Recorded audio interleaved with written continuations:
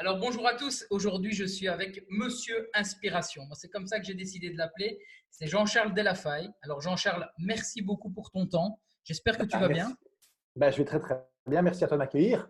Mais écoute, c'est un grand plaisir parce que toi et moi on se connaît indirectement, on se connaît des réseaux sociaux où on se suivait un peu l'un l'autre et c'est vrai que là aujourd'hui je me suis dit, j'ai un peu de temps, j'ai du confinement, qu'est-ce que j'ai vraiment envie de faire et je me suis mis comme mission de rencontrer un maximum d'entrepreneurs optimistes. Donc c'est des gens qui pour moi inspirent ce côté optimiste dans des cas difficiles, hein. Là ici au moment où on tourne cette vidéo, on est en confinement. Mais voilà, j'espère que ma volonté, c'est d'apporter un max de valeur et je suis sûr que toi aussi, tu vas en apporter. Donc, en rentrant directement dans le vif du sujet, est-ce que tu pourrais te présenter et me dire ce que tu fais et comment tu en es arrivé là aujourd'hui? Alors écoute, c'est amusant parce qu'aujourd'hui, ce n'est pas un poisson d'avril, ça fait exactement 7 ans que j'ai décidé de changer de vie. Donc j'étais dans la publicité pendant 19 ans. Enfin, pas 7 ans que j'ai décidé, il y a 7 ans que j'ai changé de vie. Donc, j'avais fondé mon agence en 2008 et je l'ai quittée en 2013, le 31 mars 2013. Donc, le 1er avril de 2013, j'étais tout seul chez moi. Et en fait, depuis 7 ans, qu'est-ce que je fais? Je fais essentiellement deux choses. J'aide les entrepreneurs et les entreprises à comprendre quelles sont leurs valeurs et comment les implémenter concrètement, c'est-à-dire aussi bien en interne dans le recrutement des gens, aussi bien dans leur communication, parce que je viens de la pub, donc la communication, c'était un peu mon dada. Et puis, à force d'avoir travaillé pour des gens et des entrepreneurs, moi, ce qui m'intéresse, en fait, c'est les gens plus que les entreprises. Et donc, j'ai aidé des gens à, quelque part, se réaligner à leurs valeurs et à comprendre ce qu'ils étaient. Et puis, à force de le faire, à un moment, je me suis dit, mais comment je l'ai fait moi-même? J'ai changé de vie, c'était compliqué, j'avais 43 ans déjà, et je me suis dit, comment est-ce que je peux le faire et tout. Puis donc, je l'ai fait, j'ai appris, et puis j'ai aidé les autres à le faire. Puis je me suis dit, maman, mais en fait, pourquoi pas écrire un bouquin sur le sujet? Au départ, l'objectif n'était pas du tout de me faire publier, mais il se fait que, par hasard, lors d'un déjeuner avec Fred Colantonio, il m'a dit, tiens, enfin, je lui disais, tiens, j'écris un bouquin et tout. Enfin, bref. Et en gros, c'est devenu ceci, c'est devenu Vous êtes fantastique. Et D'accord. Vous êtes fantastique, en fait, c'est transformé en workshop que je fais un petit peu partout en Belgique, alors que je faisais, je vais dire, parce qu'en période de confinement, on ne peut pas. Mais notre objectif était aussi de partir dans toute la francophonie, donc d'aider vraiment les gens à comprendre qu'est-ce qui ne va pas en fait dans leur boulot actuel et qu'est-ce qui pourrait aller bien et comment est-ce qu'ils pourraient mettre en place des choses pour en fait trouver le job de leur vie entre guillemets. Si tu veux, en tout cas, être très épanoui et donner du sens. Et je crois d'ailleurs que personnellement, que cette période de confinement, même si à court terme, c'est vraiment très compliqué et ça va être compliqué pour beaucoup de monde, à long terme, ça va être une bénédiction, mais à long terme. D'accord. Je reviens un peu sur ce que tu disais. Donc, tu parlais de valeurs. Je sais aussi que tu travailles beaucoup avec le why. Est-ce que pour toi, le why correspond aux valeurs? Et si oui, en fait, qu'est-ce qu'une valeur et qu'est-ce que ça peut apporter à une personne de connaître? Alors, ouais, en fait, il y a 7 ans, en fait, quand j'ai quitté la pub, j'ai donné une conférence. C'était le 25 février, un petit peu avant de quitter la pub. Le 25 février 2013, c'était à Objectif.com à Charleroi. Et quelques temps après, moi, il y a une personne qui était dans le public, qui est devenue un ami, qui m'a envoyé la vidéo de Simon Sinek, hein, donc sur le why.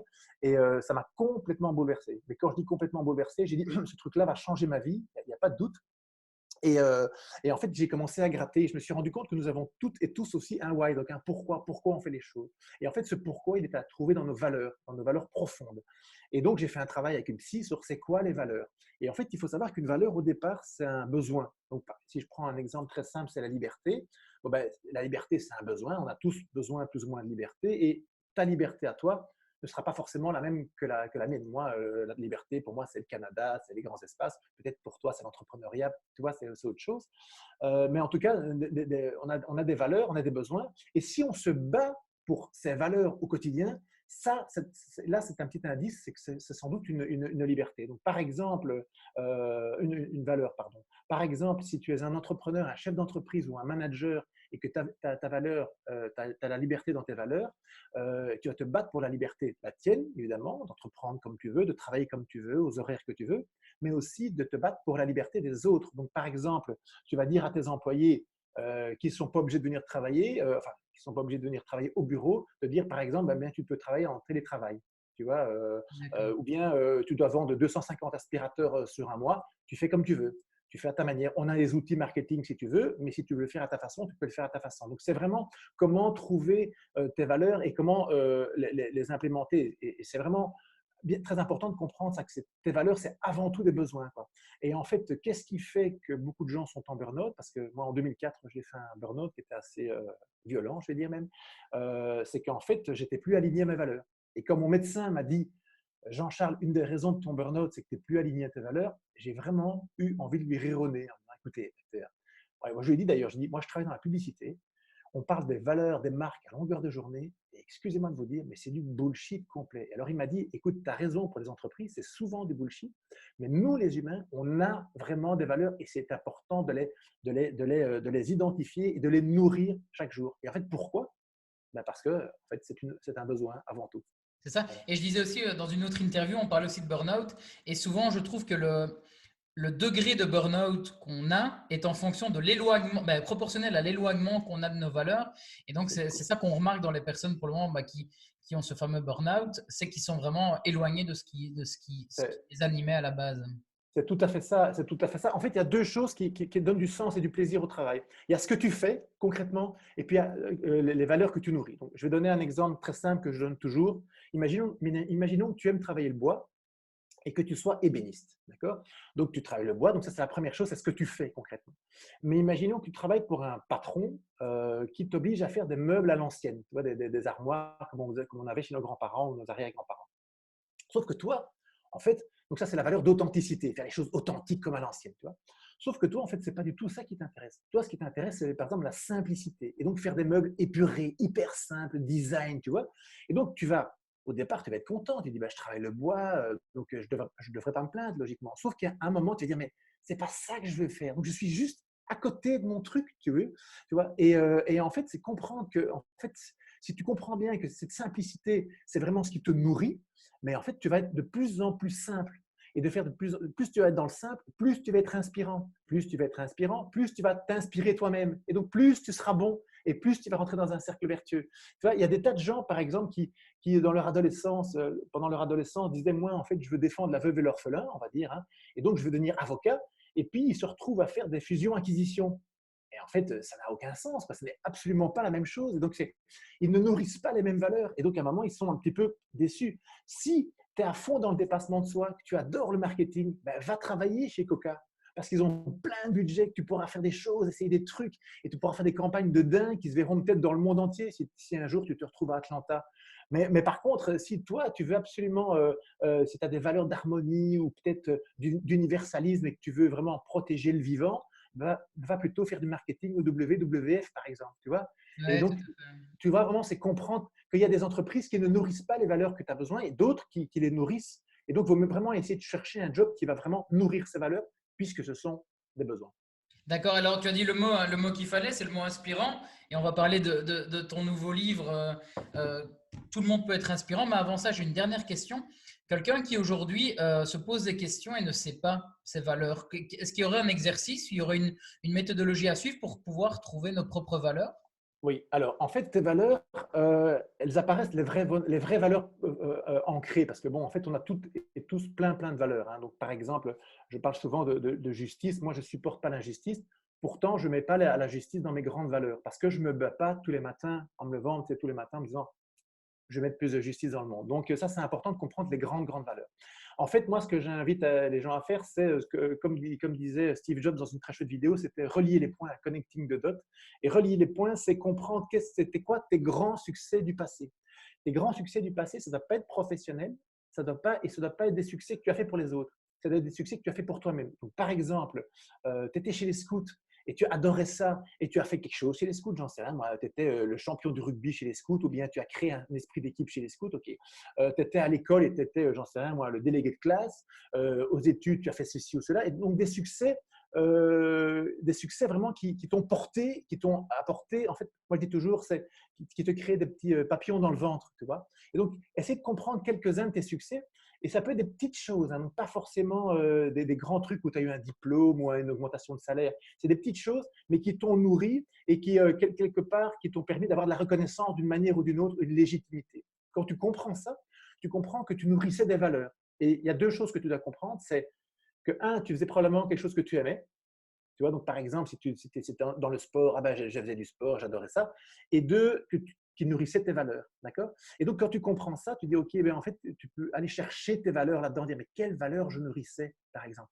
Tu vois, si tu étais le pitre à l'école qui faisait rire tout le monde, peut-être que dans tes valeurs, tu as l'humour. Et peut-être que tu peux utiliser l'humour si tu fais des conférences ou si tu fais des zooms avec les gens ou peu importe. Tu vois, tu peux utiliser ça parce que ça va te plaire de faire de l'humour, ça va te plaire de faire rire les gens et en plus, les gens vont aussi rigoler.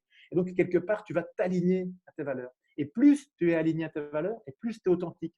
Plus tu es authentique, plus les gens perçoivent que tu es authentique. Et donc, tu vois, ça crée vraiment une… Tout à fait. Mais écoute, je suis tout à fait d'accord parce qu'en lisant ton livre, j'ai eu un déclic aussi. C'était chercher un peu mes valeurs, etc. Savoir ce qui m'animait, ce qui me plaisait. Donc, moi, par le passé, j'étais consultant en réseaux sociaux. Et puis, en fait, je me suis rendu compte que faire que des réseaux sociaux, c'était pas ça qui me plaisait. Donc, je suis vraiment allé rechercher les raisons. Et en fait, c'est l'optimisme qui est devenu pour moi une de mes valeurs. C'est ce côté, en fait, j'adore. euh, j'ai envie d'aider les gens à devenir eux-mêmes ce que j'appelle des entrepreneurs optimistes, mais même dans la vie de tous les jours. C'est dès que voir que quelqu'un ne va pas, c'est essayer d'aller trouver une solution pour qu'il redevienne optimiste et qu'il croit dans ce qu'il fait, etc. Et c'est vraiment en lisant ton livre et en faisant la méthode que tu viens d'expliquer que ce côté, que j'ai pu mettre un mot là-dessus et me dire, mais en fait, dans quoi est-ce que je suis bon? En fait, c'est ça. Chaque fois que les gens ont un petit coup de mou, ils viennent vers moi. Et donc, c'est aussi une de mes forces que je ne remarquais pas. Donc, Eh bien, je vais t'expliquer. Moi, je pense que l'optimisme, toi, tu le traduis en optimisme, mais il y a quelque chose de très fort qui s'appelle l'harmonie. Alors, t'expliquer ce que c'est l'harmonie.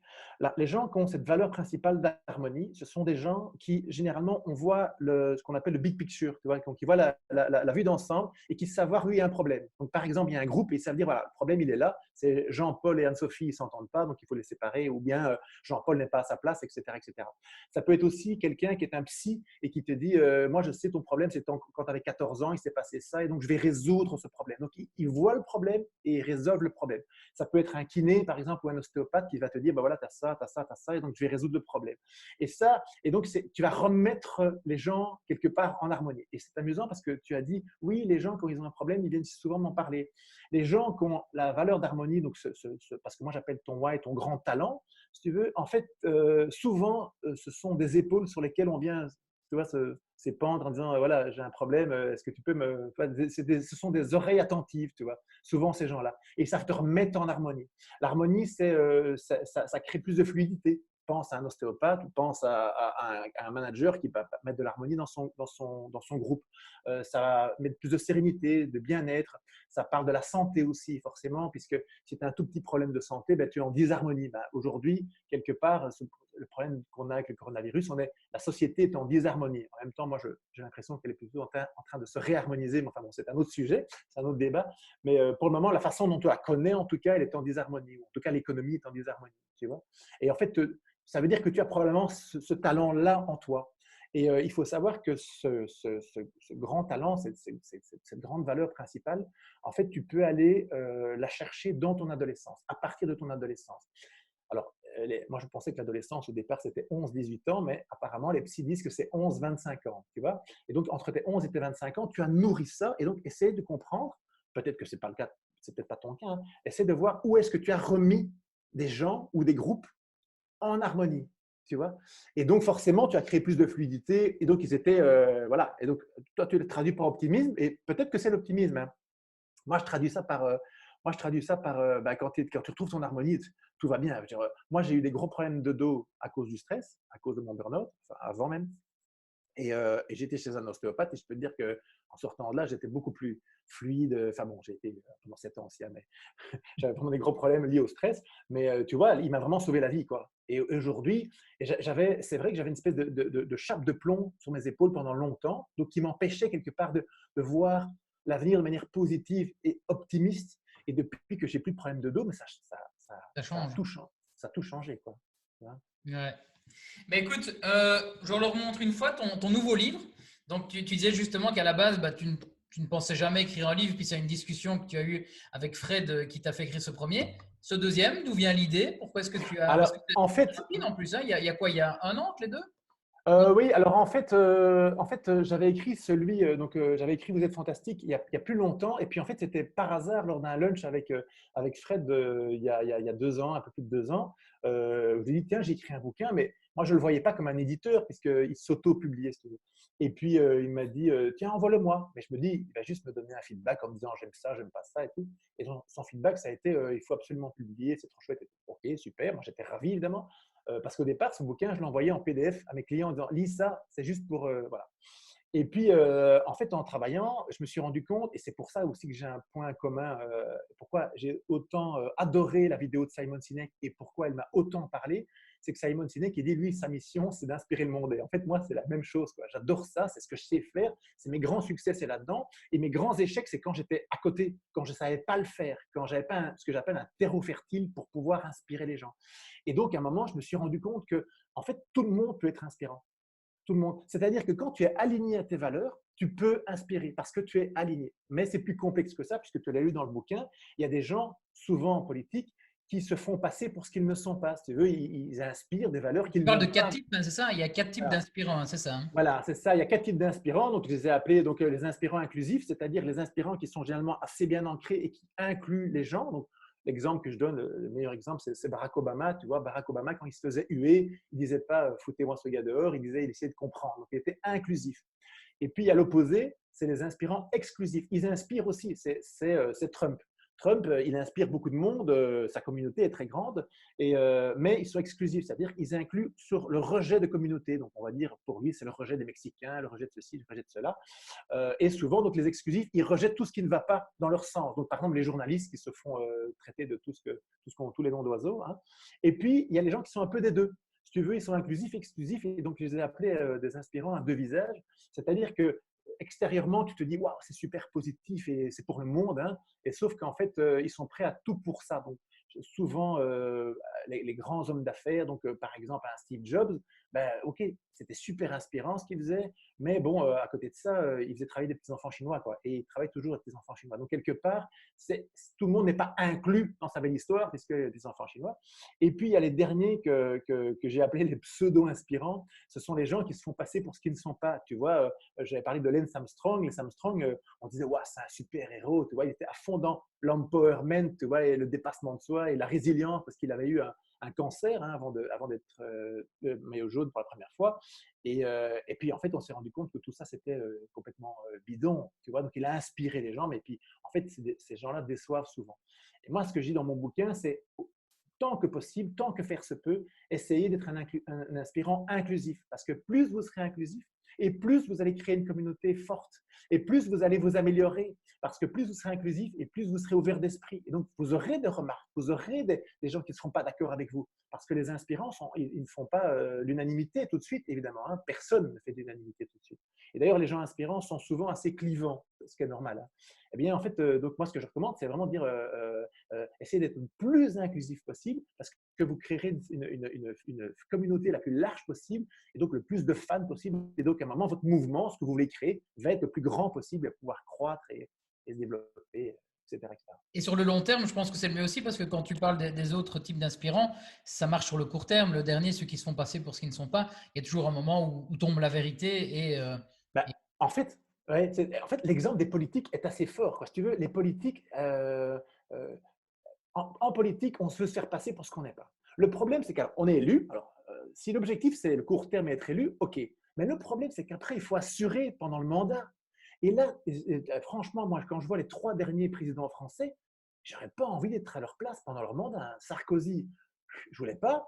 François Hollande, n'en parlons même pas. Et Macron, avec les gilets jaunes, enfin, les gens le détestent. Pourquoi? Parce qu'en fait, Macron, qu'est-ce qu'il a fait? Il s'est vendu en disant, je suis deux choses. Je suis disruptif, c'est-à-dire que je suis en rupture avec le passé. Hein. Donc, il y avait la droite, la gauche. Et ben maintenant, en fait, il y a Macron. Donc, ce n'est pas la droite, ce n'est pas la gauche. On ne sait pas très bien. Et personnellement, quand moi, il s'est lancé en politique, quand il s'est lancé, quand il a lancé le mouvement, moi, j'étais super excité. Je trouvais ça génial. Je trouvais ça une idée absolument géniale. C'est révolutionnaire, c'est intéressant. C'est plus la bête droite, bête gauche. Enfin, toi, c'est vraiment intéressant. Il avait une autre valeur qu'il a dit, c'est je suis sympa. Je suis le gars sympa en bras de chemise, tu vois. Sauf qu'en fait, il n'est pas du tout disruptif. Il n'est pas du tout différent de ce qu'on a connu. Et il n'est pas du tout sympa quand il dit à un gars tu veux trouver un job, tu traverses la rue et c'est bon.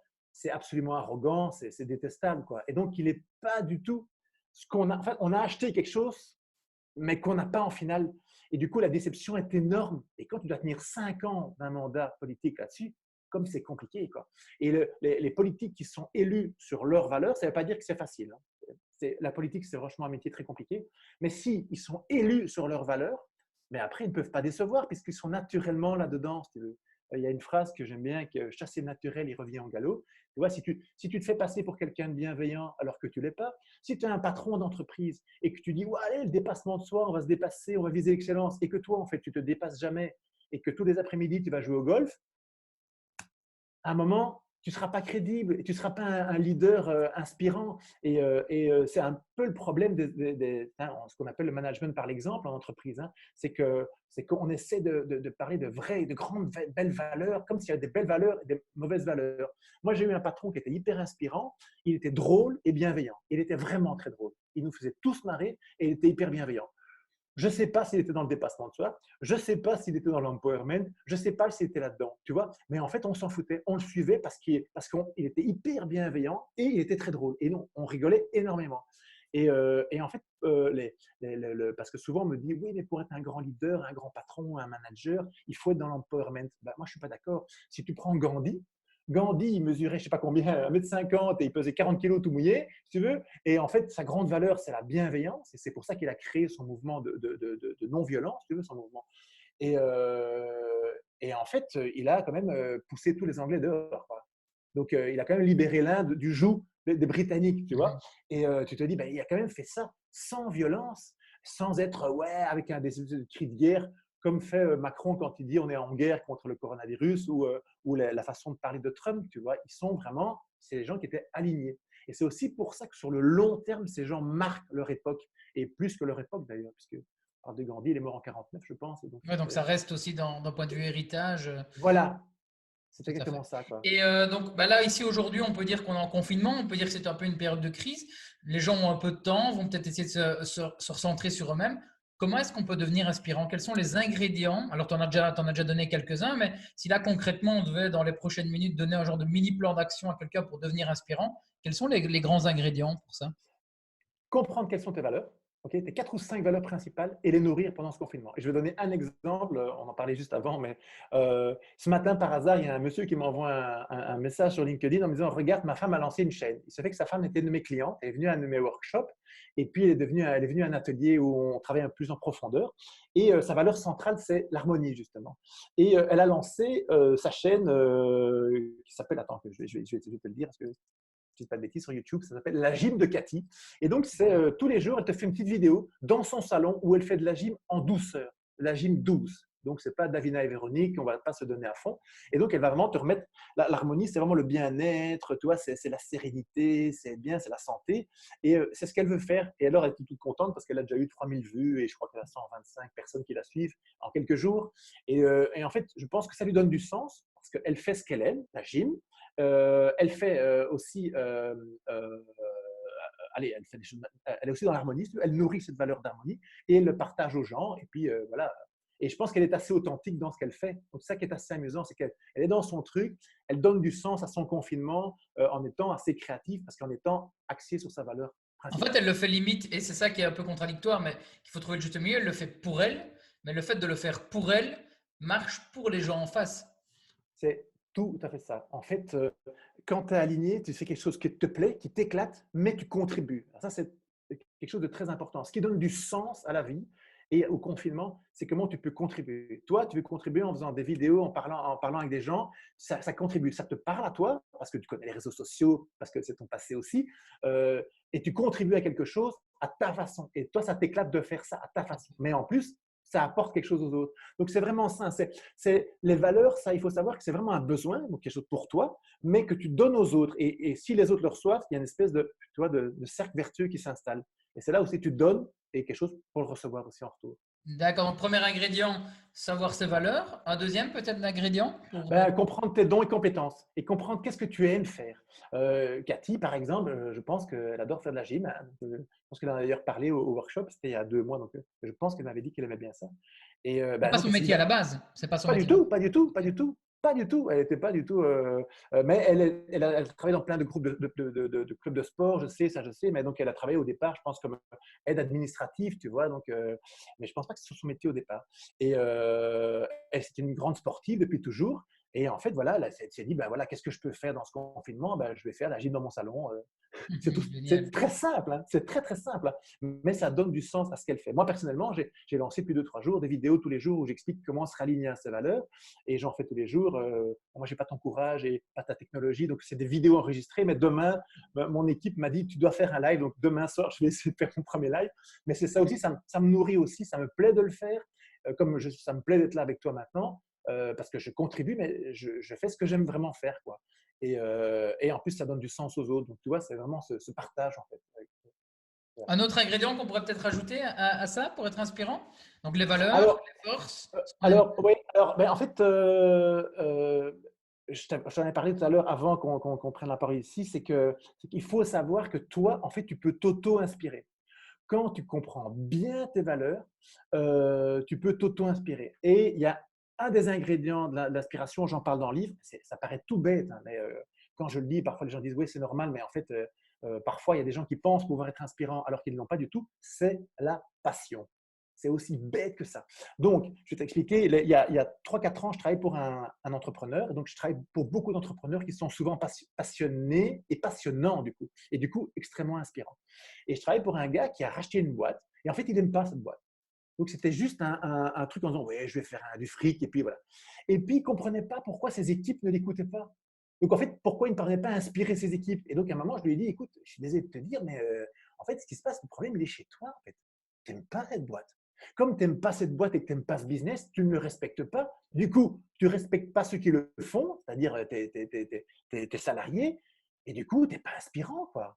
Alors que c'était un super gars, bienveillant, tout ce que tu veux. Et donc, vraiment, la passion. Je pense que Cathy, elle adore la gym. Quoi. Moi, j'adore ce que je fais aussi, et je pense que tu adores ce que tu fais aussi. Et la passion, ben, ça se voit, ça se sent, ça Ouais, ce que transpire. je dis souvent pour trouver sa passion, c'est se poser la question, qu'est-ce que je pourrais faire de manière continue, 22 heures sur 24 par jour, qui me donnerait toujours autant d'énergie. Et c'est vrai qu'une de mes passions, moi, c'est l'humain. C'est rencontrer des gens, échanger, parce que ça me nourrit, parce que j'apprends des nouvelles choses, etc. Et donc ça, c'est vraiment une passion. Et c'est pour ça que j'ai eu cette idée aussi de faire des vidéos. C'est parce que, un, j'ai un réseau que je peux mettre, entre guillemets, à tout le monde et j'adore ça aussi, rencontrer des gens. Donc, Voilà. ouais, la passion, moi, je reste persuadé. Il y en a beaucoup qui ne comprennent pas quand tu parles à des chefs d'entreprise ou des entrepreneurs plus classiques. Tu leur dis, mais lance un business autour de ta passion. Ouais, mais j'aime la natation, qu'est-ce que tu veux que je fasse autour? Et en fait, si, il faut le Si, faire. si. Si. Et c'est intéressant parce que si, moi je dis toujours, allez revoir un keynote de Steve Jobs. Steve Jobs, il était dans son truc, mais à 4000%. Alors évidemment, il répétait ses keynotes comme un acteur de cinéma, mais il était dans son truc. Et donc, il était crédible. Quand on voit un keynote de Tim Cook, honnêtement, c'est moins excitant, quoi. La marque reste excitante parce il y a eu tellement l'héritage, mais Tim Cook, il n'est pas excitant, quoi. Il est pas, voilà, on sent bien que c'est un gestionnaire, c'est un manager, c'est pas un leader, c'est la différence. Et en fait, on peut tous devenir inspirants, c'est ça le sujet du bouquin, parce que on a tous des valeurs. Et donc, quand tu trouves tes vraies valeurs, tu peux naturellement les implémenter dans ce que tu fais, et donc tu peux être inspirant. Et donc, plus tu vas comprendre ça, plus tu vas être toi, être à ta place, faire exactement quelque chose qui te plaît et naturellement créer un cercle vertueux d'inspiration. Et j'ai envie de dire presque sans limite. Quoi. Tes limites, c'est toi qui vas te les fixer après. Mais c'est ça, c'est ça. Et je pense qu'il y avait aussi une croyance limitante de certaines personnes, c'est que dès qu'on pense inspirant, on pense directement qu'on devient un grand leader, etc. Mais qu'à très petite échelle, on peut déjà inspirer, ne Ah serait-ce ouais, même que ses amis, sa famille dans un premier ouais, temps, et puis petit à ouais. petit. Ah ouais, tout à fait. Moi, dans mon bouquin, dans Vous êtes fantastique, je parle de mon père et de ma mère. Ma mère, elle m'a toujours très inspiré parce que c'est quelqu'un qui a la capacité d'apaiser, et dans l'harmonie, quoi, la capacité d'apaiser, tu vois. Et donc, voilà, c'est une espèce je me dis toujours comment ce qu'elle faisait. Parfois, quand moi, j'ai un caractère assez particulier, tu vois, j'étais un sale gosse. Et en fait, elle a réussi à m'apaiser, tout ça. Je me dis, mais comment est-ce qu'elle fait, en fait? Ben, en fait, elle a ce truc-là. Elle a ce truc-là avec les enfants, elle a ce truc-là, elle a utilisé à plein de moments dans sa vie, tu vois. Et c'est vraiment ça que tu peux avoir un impact positif sur le monde dès l'instant où tu es bien aligné à tes valeurs. C'est sûr, mais je te rejoins à 100%. Mais écoute, on arrive à la fin de cette interview, donc je remonte de toute façon ce livre. Où est-ce qu'on peut se le procurer? Alors, bah, écoute, pour le moment, je veux dire, pas vraiment dans les librairies, mais je sais que soit tu vas sur le site de Duno, hein, c'est dunod.com, c'est l'éditeur, et tu tapes le nom du bouquin, et je sais qu'il le livre, je pense qu'il est dans les 15 jours. Sinon, à mon avis, il est sur Amazon, enfin, je suis même sûr qu'il est sur Amazon. Mais après, je ne sais pas vraiment qui livre quoi. Mais il est dans toutes les librairies en Belgique. En tout cas, D'accord. tu vois, c'est un gros Non, éditeur. et sur ton site internet aussi, je suppose. Alors, mais sur le site, si tu vas sur le site, je pense que tu peux aller directement le trouver sur Amazon ou sur le site de l'éditeur. Je pense que tu peux aller sur les deux. Donc, effectivement, tu vas soit sur vousêtesfantastique.com, sans S à fantastique, fantastique.com, soit sur jeancharlesdelafay.com, mais ça, c'est un peu plus long, plus compliqué, parce que j'ai une Super. orthographe Avant, compliquée. avant de clôturer, bah, je te laisse cette dernière minute, c'est pour toi. Si tu veux mettre en avant, je sais pas, un nouveau projet sur lequel tu travailles, de faire une demande particulière à l'audience ou nous expliquer une dernière petite astuce, un dernier petit point, cette Ah dernière minute. ben, eh bien, écoute, on comptait lancer à la rentrée de septembre des ateliers comme on fait maintenant, des workshops, mais on voulait les faire plus, c'est-à-dire on veut vraiment faire avec un contenu, vraiment aller très très loin pour aider vraiment des gens à comprendre ce qui les anime. Donc, on le fait maintenant en 3 heures. Est-ce qu'on va peut-être faire avant juin, puisqu'on a des ateliers qui sont prévus, des workshops prévus, mais physiques, mais qui n'auront probablement pas lieu. Donc, ce qu'on va faire, c'est qu'on va déjà offrir pour ceux qui l'ont acheté au prix qui l'ont acheté, la version qui aura beaucoup plus de valeur, qui se fera probablement en 2 soirs, mais qui se fera probablement en vidéoconférence. Voilà. Et donc, ça, on va faire. L'objectif, c'est vraiment comprendre comment donner du sens, et vraiment comprendre ton why, tes valeurs, à gratter, et puis comment le mettre en place dans un job concret, avec des exercices vraiment assez concrets. Donc, en fait, c'est vraiment le best-of, mais comme c'est un gros truc, je pense que ça fera bien 2 soirées de 3 heures ou 2 soirées de 3 heures et demie. Donc, ça sera vraiment du gros taf, quoi. L'objectif, c'est vraiment de sortir avec quelque chose où tu dis, ben voilà, j'ai une vision claire de qui je suis, qu'est-ce qui m'anime et vers où je peux aller. Donc, ça, si vous voulez savoir plus, si vous allez sur vousêtesfantastique.com et je pense que c'est la page agenda ou la page workshop conférence. Il y a des dates, bon, probablement c'est avec des villes, hein, mais là, probablement que ce sera en visioconférence. Je mettrai le lien dans la description. Juste une petite dernière question, à qui est-ce que ça s'adresse aussi? Parce que c'est vrai qu'il y en a certains qui se disent, je n'ai peut-être pas besoin de ça. À quel moment est-ce que tu penses qu'on aurait besoin de Alors, ce workshop? si vous vous posez des questions sur… il y a beaucoup de gens qui me disent, moi, ce confinement me permet de me rendre compte que je déteste mon job parce que j'ai aucune envie d'y retourner. Et en fait, soit vous avez fait un burn-out et vous dites, j'en peux plus, soit vous dites, en fait, je voudrais trouver du sens, mais plus de sens, comprendre, en fait, vivre ma vraie vie, ce pourquoi je suis là, en fait. Comprendre ma mission de vie, si tu veux. Et donc, peu importe, moi, dans mes workshops, j'ai des gens entre 25 et 60 ans, des gens qui disent, tiens, mais je voudrais aussi redonner du sens à ce que je fais. Ça peut parler aussi bien à ta vie de couple, à ta vie de personne, c'est plutôt dans le monde du travail qu'on parle, hein. Mais on va aussi parler de ta vie de couple, comprendre comment t'aligner à ton conjoint. En fait, c'est assez simple, hein, c'est comprendre quelles sont les valeurs de ton conjoint et les tiennes et parvenir à nourrir les valeurs de l'autre et que l'autre va nourrir tes valeurs. Et en fait, c'est pas si compliqué que ça, mais on va faire vraiment beaucoup d'exercices. Donc, ça s'adresse a priori d'abord, la cible, je dirais le cœur de cible, c'est 35-50 ans. Je me pose des questions au boulot. Et j'aimerais bien me donner une chance de peut-être faire quelque chose d'autre qui m'éclate vraiment. Ça, c'est le cœur de cible. Mais par exemple, l'année passée, un des clients les plus jeunes qu'on a eu et qui était déjà dans le monde du travail, c'était un gars qui avait 26 ans et qui n'était pas du tout aligné à sa valeur centrale, qui travaillait dans une grande société que je ne vais pas citer, mais qui vend des canettes rouges. Et il n'aimait pas du tout ce qu'il faisait. Et en fait, aujourd'hui, il fait complètement ce qu'il aime, qu'il adore. Bon, maintenant, il est en confinement, mais il a trouvé quelque chose qu'il adorait et parce qu'il a compris qu'est-ce qu'il animait et c'était quoi ses dons et compétences. Donc, il avait vraiment mis les deux mamelles du plaisir, du sens, et ses dons et compétences au service de ses valeurs. Et là, c'est gagné, quoi. Et Donc, là, ça, c'est gagné, effectivement. voilà. Ben, écoute, pour ceux qui nous regardent et qui sont toujours au confinement, ben, il y a d'abord ce livre-là que vous pouvez vous faire livrer. Ça, c'est la chance, en fait, un peu de ce confinement, c'est qu'on a le temps de relire et de pouvoir faire des choses qu'on n'aurait pas eu le temps de faire. Donc, je le remonte une dernière fois. Et je n'ai plus qu'à te souhaiter ben, une bonne fin de journée. Un grand merci Ben, pour ton merci à toi, temps. Lucas. Je pense Merci qu'on de pourrait ton parler accueil. des heures et des heures, hein. Moi Ah, j'adore ouais, ça. Mais ça pourrait durer 2 jours, moi, si tu veux. voilà, et on le refera avec grand plaisir. Mais en tout cas, je pense que c'était bien. Je pense qu'il y a eu beaucoup de valeur. Et bah, les gens qui nous regardent et qui ont encore des questions, bah, qui n'hésitent pas à contacter donc sur le site vousêtesfantastique.be.com, .com. Je pense que les deux fonctionnent. vousêtesfantastique.com. Et là, bah, tu pourras, à mon avis, les guider plus loin. Eh ben, je te remercie, Lucas. Je te dis à très bientôt. Salut, à bientôt, hein. Salut, hein.